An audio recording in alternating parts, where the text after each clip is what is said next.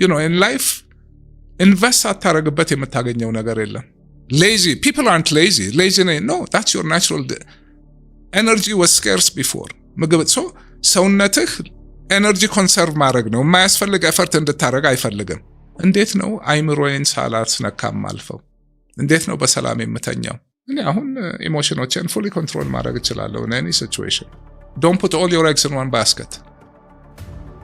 ያ ነገር ጠፋ ማለት ህይወትህ የሚጠፋ ከሆነ it is a crisis. ወድቆ መነሳት ያለ ነው። መውደቁን አልፈራውም።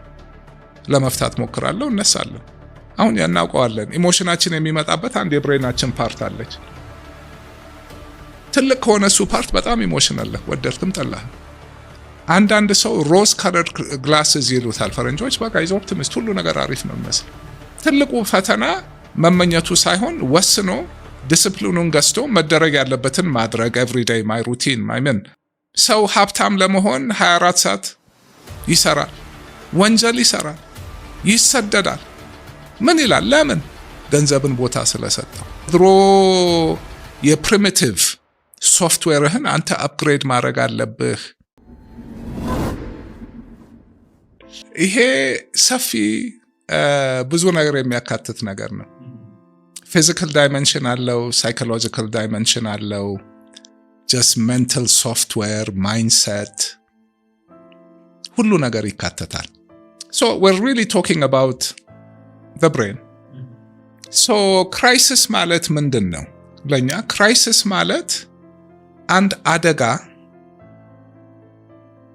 መጥቶብናል ኦር አንድ ደግሞ የምንፈልገው ነገር ሊያመልጠን ነው።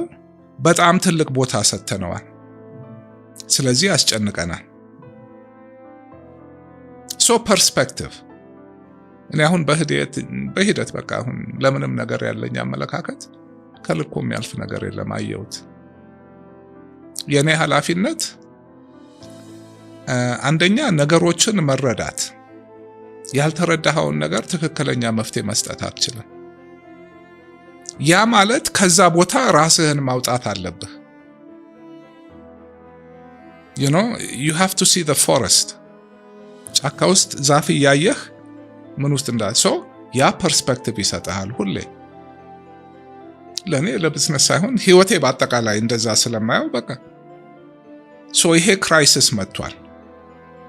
ሲጀመር ቦታ የምሰጣው ነገር ከሆነ አቅም የፈቀደውን በተረጋጋ አእምሮ በስሜት ሳልነዳ መሆን ያለበት እንደሚሆን ተቀብዬ ያንን ደግሞ ዳይሬክት ማድረግ አቅም የፈቀደውን አረጋለሁ። ከዛ በኋላ የሆነው ይሆናል። የሚሞት ሰው የለም። ቦታ አስቀምጥለታለሁ። እንግሊዞች አንድ አባባል አላቸው which I like. tempest in a teapot ይላል። ቲፖት የሻይ ጀበና ነች። ቴምፐስት ማለት ደግሞ የስቶርም መጨረሻው ነው። አውሎ ንፋሱ፣ መብረቁ፣ ዌቭ ውሃ ላይ ሆነህ ነው። የዓለም መጨረሻ ይመስላል። አንድ ጀበና ሻይ ስትጥድና ስትከድነው እዚህ ውስጥ ከሆንክ የዓለም መጨረሻ ነው። it's a tempest። ወጥተህ ስታየው ሻይ የፈላ ነው፣ ልጠጣው ነው። number 1 perspective ያ ሲሆን አይምሮህም ይሰራል። ታገናዝባለህ። በተረጋጋ መንፈስ ነው በፍርሃትም አይደለም የማይሆን ነገር የምታረገው ምናምን ነገር and ውስጥህ ይረጋጋል። half of it ገና ሲጀመር ይሄን ነገር ክራይሲስ ብሎ ነገር ምንድነው? እኔ በህይወቴ በጤና ይምጣ እንጂ ክራይሲስ የለም እኔን አይምሮ የሚያስተኝ። አንድ ሁለተኛ ላልተዘጋጀህለት ክራይሲስ ራስህን አለማጋለጥ። ቢዝነስ ስትገባ ለክራይሲስ ራስህን አስበህ አዘጋጅተህ ይገጥመኛል ብለህ ነው የምትገባው።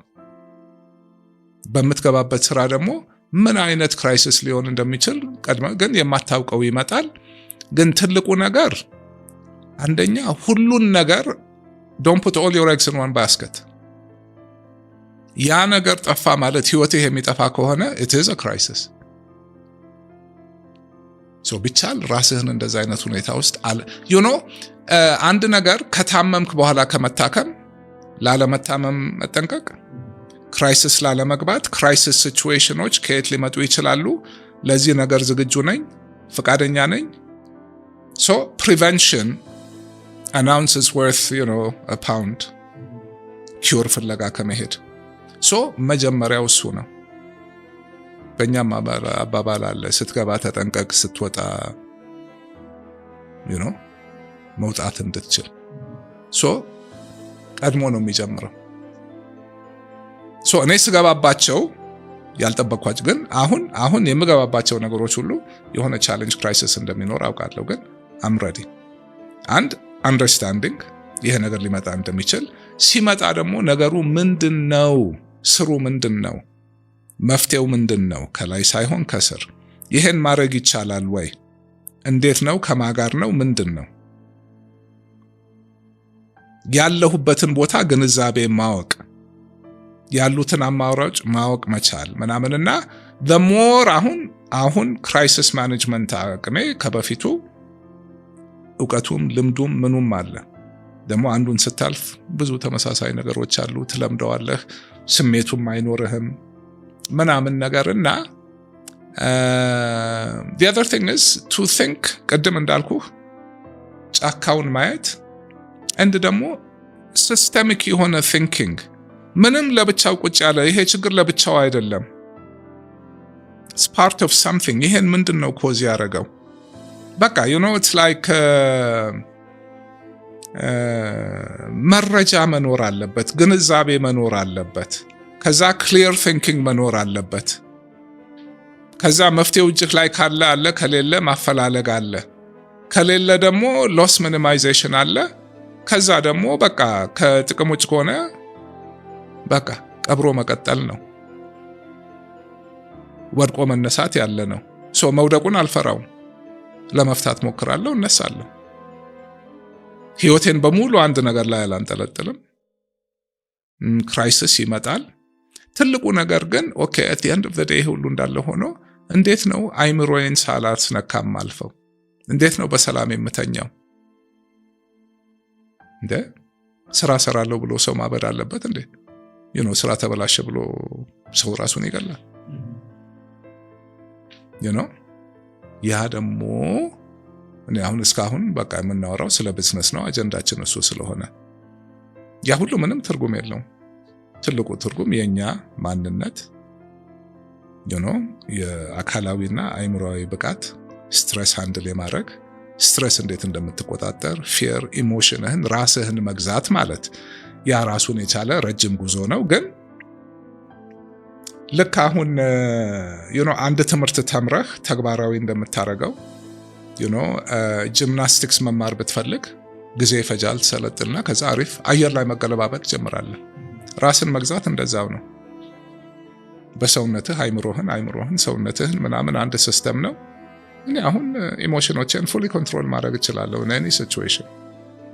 አንድ ፍሬምወርኩ አለ፣ ማይንድሴቱ አለ፣ አንደርስታንዲንጉ አለ፣ ራሴን ማወቅ አለ። ሲያስፈልግ ደግሞ ሲበዛ ፊዚካሊ በትንፋሽም ሆነ በምን አንድ ቀን እንቅልፍ አጥቼ አላውቅም በህይወቴ። ለምን ራሴ እንዴት አድርጌ ማሰኛት እንዳለብኝ አውቃለሁ። አይምሮ እንዴት እንደማጸዳው ምናምን ያ ትልቅ ብቃት ነው። ሰውን ማስተማር የምፈልገው ዋናው ቁም ነገር ይሄ ነው። ይሄ የሚመጣው ዌብሳይት ምንም የማስበው አንዳንዴም የማወራው ያን አረክ ማለት ስለ ቢዝነስም doesn't matter። ሌላ ሁሉ ተራ ይሆናል። ለምን ውጭ ያለው ነገር ላንተ ትርጉም የለውም፣ ውስጥ ነው። ላይም ይመችሃል፣ ታችም ይመችሃል፣ የትም ይመችሃል። ለምን አንተ ውስጥህ ያው ነው። ማበድ መፈንጠዝ የለም፣ ዲፕሬስ መሆን የለም። በቃ አንተ ሁሉ ነገር ያው ነው። ይመጣል ይሄዳል፣ ታየዋለህ፣ ታዛቢ ነህ። አንተ ራስህ ተዋናይ ሆነህ ማለት ያ ማለት ግን በቃ ምንም ስሜት የለህም ምናምን አይደለም። በቃ ህይወት ውስጥ ሰላም ለመግዛት ያንን ማድረግ አለብህ። ያ ደግሞ በህይወትህ እንዲያነቅ ከባድ ስራ የለም። ዲሲፕሊን ይፈልጋል፣ ውሳኔ ይፈልጋል። ግን ማንም ሰው ኦኬ ጄኔቲክሊ ልዩነት አለን ሰው ሁሉ። በተፈጥሮ ኢሞሽናል ሰው አለ፣ በተፈጥሮ ረጅም አጭር ሰው። ለምን አሁን ያናውቀዋለን። ኢሞሽናችን የሚመጣበት አንድ የብሬናችን ፓርት አለች። ትልቅ ከሆነ እሱ ፓርት በጣም ኢሞሽናል አለ፣ ወደድክም ጠላህም። ትንሽ የኔ ትንሽ መሆን አለበት ውስጥ ነው። ይሄ your reptilian mind ፊየር እንትን ያለው your fear amygdala የሚሉት አለ። it's the emotion center ሌላም ብዙ ነገር ይሰራል እና they've studied በጣም ኢሞሽናል ሰዎች that area of the brain tends to be large. I don't think mine is large. ያ ካለህ ደግሞ በቃ maybe you have to really master the skill of calming yourself down. ይሄ self knowledge እና self control mastery ላይ you have to go an extra yard because you're emotionally handicapped, you're too emotional. ያ የሌለው ደግሞ much less ምናምንና ለኔ የህይወት ትልቁ achievement የኔ achievement እሱ ነው። ሰክሰስ ይመጣል ይሄዳል፣ material things come go ምናምን ይሄ አብሮህ የሚዘልቅ ነው ሁሌ and በቃ at the end of the day በቃ ትርጉም ያለው ነገር እሱ ነው። እሱ ደግሞ ገንዘብ አይፈጅም ነው እኮ በቃ ያስጋል። ግን ከገንዘብ በላይ አንድ ማወቅ፣ ሁለት ዲሲፕሊን in life ኢንቨስት አታረግበት የምታገኘው ነገር የለም። ምግብም ሆነ ስራም ሆነ ኢቨን በቃ ደስታን ፍለጋ ከሆነ ወጥተህ መጠጣት ካለብህ ሄደ ገንዘብ አጥፍተህ ምናምን እዛ ጊዜ አጥፍተህ ኦኬ እሱ ልፋቱ ጤና ለመሆን ስፖርት መስራት አለብህ። ከሁሉም በላይ የአይምሮህን ሰላም ለመግዛት ሰውነትህን በቃ you have to take care of it። እሱ ሰላም ካልሆነ ይሄ ሰላም ሊሆን አይችልም። አንድ ነው። so physical brainህን ሃርድዌሩን taking care of yourself ማድረግ አለብህ። ከዛ ትልቁ ነገር ሶፍትዌርህ how you process all the information upgrade አድርጎ and then your mindset, your outlook. አንድ በጣም ደስ የሚለኝ ምሳሌ አለ ማይንድሴት ምን ያህል ለውጥ እንዳለው። so አሁን እዚህ ክፍል ቁጭ ብንልና እኔ አሁን አንድ ቀይ መነጽር ባረግ የሁሉ ነገር ቀይ ሆኖ ነው የሚታየኝ። አረንጓዴ መነጽር ባረግ አረንጓዴ ነው፣ ጥቁር ካረኩ ጥቁር ነው። ማይንድሴታችን ያ ነው።